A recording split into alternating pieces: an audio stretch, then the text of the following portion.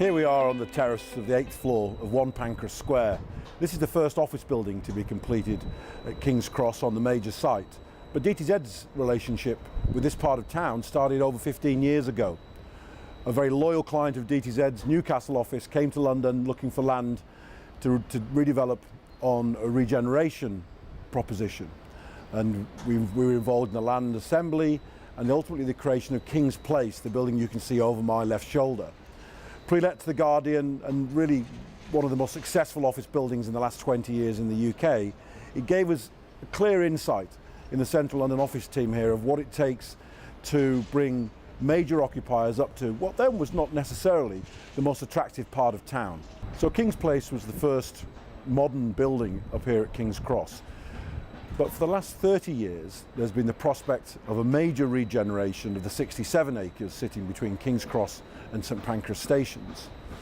A number of iterations of different schemes over time were designed, but ultimately it was only when Argent, backed by the King's Cross Central Limited Partnership, got hold of the land that it became what is ultimately one of the most significant regeneration propositions in Europe today, and ultimately also the building that I'm standing in now at 1 Pancras Square, which is in the Zone B to the south, adjoining the new redeveloped King's Cross station.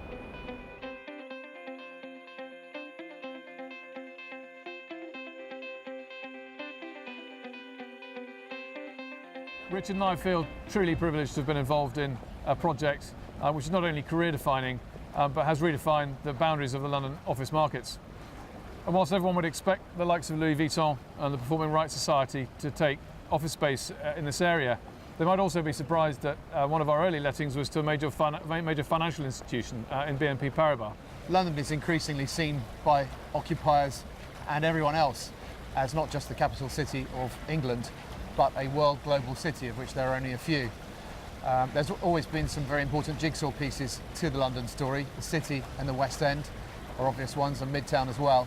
King's Cross is a new jigsaw piece that actually unites the whole of London and joins it together. And the thing that excites us the most is that we're only halfway through this process.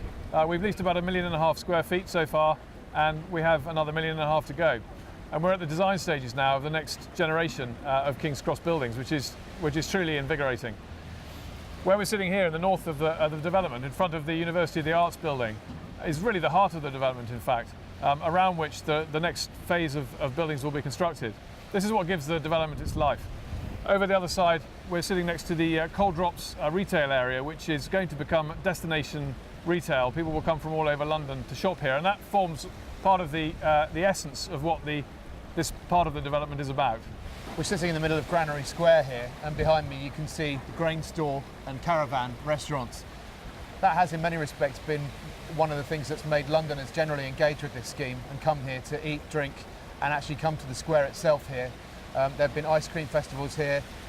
Wimbledon is screened here. 2,500 people came to see the run-up to Wimbledon when Andy Murray won last year. We have the retail section over here, which will be the heart beating in the centre of the scheme. Think about Covent Garden Piazza, it will look very similar to that with independent traders and coffee shops. And generally this will be a very exciting part of the second half of the journey of King's Cross. It's been a privilege to be involved with it, and we're tremendously looking forward to the next stage of the journey.